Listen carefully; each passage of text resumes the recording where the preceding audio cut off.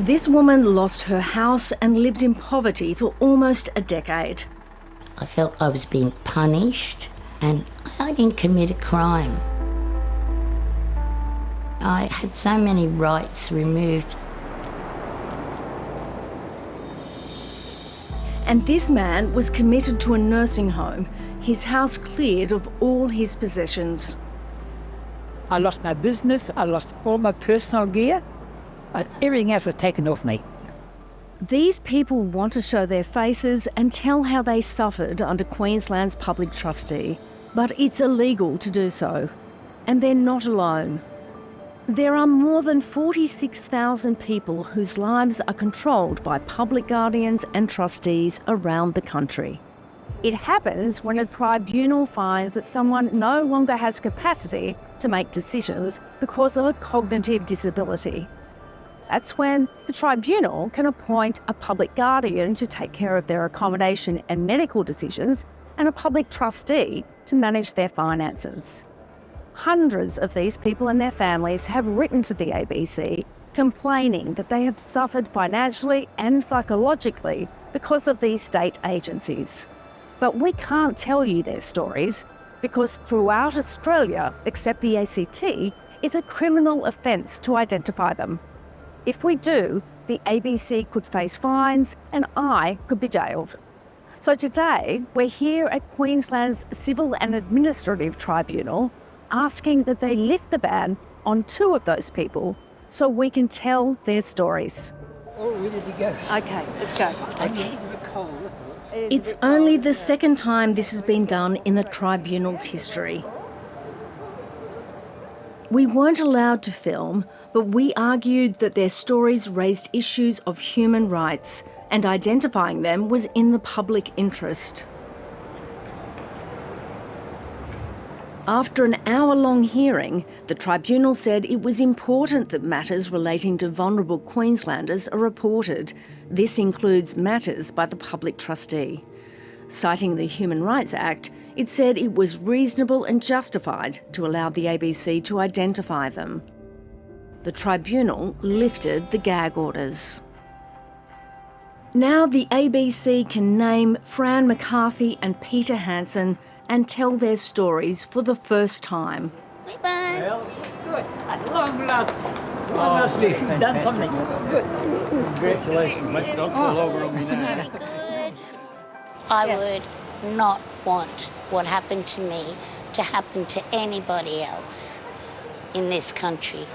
I feel if I can start to get something back what I've lost. By telling your story, you By mean? telling my story, yes, good.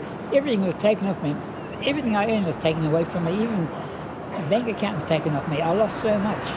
Peter, you hungry? Sure I am. So I'll make a steak sandwich, is that all right? Oh, steak seems to be extra good. Okay, awesome.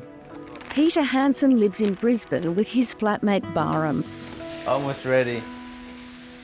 The 86-year-old has problems with his legs, so Barham helps him with company and the occasional meal. I knew Peter for about 8 years, and I knew him to be just very capable person. Here you go, Peter. Lunch is ready. Oh, good. He's a very sharp man. He remembers a lot. He's pretty active. Peter's lifestyle now is in stark contrast to where he was 3.5 years ago. Back in 2019, Peter took a break from his carpet cleaning business and went to the Philippines. He flew back early because of leg infections and was admitted to hospital. While sick and prescribed opioids for the pain, a geriatrician did a capacity test. Peter failed. I believe a capacity test is supposed to be done in an isolated room with nobody else. But there were 3 other patients, and I just didn't like being there and trying to answer these questions with so many people looking at and laughing at me. Because he'd failed the test, the geriatrician diagnosed Peter with mild vascular dementia. People with dementia can still have capacity to make decisions as long as they understand what's being asked, how it affects them, and can say so. They said to me that I've lost my memory. As far as I was concerned, I I had a clear mind. I knew what was happening. I thought that I was quite capable of going back to my own house and looking after myself. The hospital thought otherwise, saying Peter's lack of capacity meant he may be at risk of financial exploitation. It applied to the Queensland Tribunal, which appointed the Public Guardian and Public Trustee. The Public Guardian sent Peter to a nursing home. Well, I was here for about 14 months at Regis. Peter says he was transferred straight from hospital to this nursing home with only the clothes he'd packed for his holiday. The nursing home charged him around $5,000 a month. The Public Trustee gave him a living allowance of $20 a week. How often were you telling the Public Trustee that you didn't want to live there? Constantly, quite weekly. You have no freedom there. The front door, back doors are locked. G'day, Peter. How are you, Jock?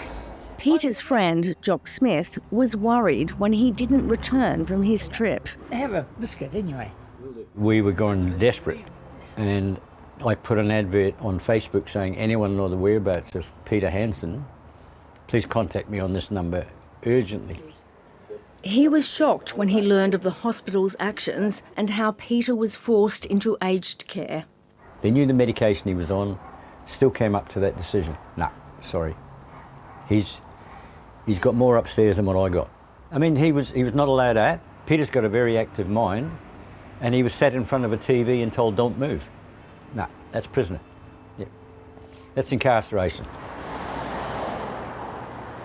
The Public Trustee put Peter's house up for sale to pay his nursing home fees. Friends managed to stop the sale, but they were too late to stop the Public Trustee clearing out Peter's house. Neighbour Bruce Skelton saw what was happening and went to investigate. And I see a big truck pull up in the driveway, and they come inside and they were starting to remove all Peter's possessions. So, Peter, what did you find when you first returned? Completely empty. Not a thing in the house. I couldn't believe it. The Public Trustee took over $5,000 from Peter's account to clear his house, most of it going to a rubbish removal company. Some contents were sold, the rest went to the tip. Things that I've had virtually all my life, and it's part of me that I felt that they're thrown away, and I was very upset about it. Peter received just over $730 for his life's possessions. All his neighbour managed to save were a few photo albums destined for the tip. How can the gallant department not ask you what you want, not even have the decency to bring the man around and show him what they're doing? 18 months after Peter's first capacity test, he was assessed again by a different geriatrician. She found that Peter did have capacity to make financial, health and accommodation decisions, despite a mild cognitive impairment or a mild dementia. She declared that I was quite capable of looking after myself. There's no reason why I couldn't go back to my own house. The Queensland Tribunal revoked the Public Trustee's control and Peter was finally allowed to return home. Queensland's Public Guardian and Public Trustee wouldn't do interviews and wouldn't answer any questions about Peter's case, citing confidentiality. I think the Public Trustees are just trying to take control of old people and take their estate for funding. They're not interested in well-being of people at all. It's just a financial gain they're after. Even though public trustees are government agencies, they're primarily self-funded through the fees they charge and the commissions they take from their clients. Last year, across Australia, trustees were managing about $8 billion in funds owned by people with dementia, intellectual disabilities and brain injuries. These clients paid around $300 million in fees and commissions. Critics say it's a conflict of interest, but the gag laws stop people from being identified and speaking about their experiences, meaning there's little scrutiny of the system. These systems and processes are actually in flagrant breach of our responsibilities as a nation under the United Nations Convention on the Rights of Disabled People. So there is an urgent need for change here. They just seem to be completely... Green Senator Jordan Steele-John is pushing for the gag laws to be reformed across the country. The reality is that we have a system in Australia which robs people of their voice and of their agency, and then prevents journalists under threat of legal action from reporting on that reality. Tasmania is the first state to commit to reforming the law. Now there are calls in Victoria and Queensland to do the same. It was put there for protective reasons, in order to stop other people taking advantage of the person who is the subject of a guardianship application. Sometimes things done for protective reasons can end up causing more harm than good, and I'd put this restriction in that category. Queensland's public advocate John Chesterman, who represents people who lack capacity, last year recommended the government change the law. My view is that for the same reason that we changed the laws in relation to adult victims of sexual assault, we should change the laws here in relation to guardianship. The report is now almost a year old, and the new Attorney-General Yvette D'Arth, who didn't want to be interviewed, said she's been briefed on its recommendations. Last year, the Disability Royal Commission spent a week looking at the guardianship system, but none of the witnesses could be identified. John Chesterman hopes its final report will recommend lifting gag laws around the country. Time has moved on to such an extent that I think we are now in the position, for human rights reasons, to enable people to tell their own stories.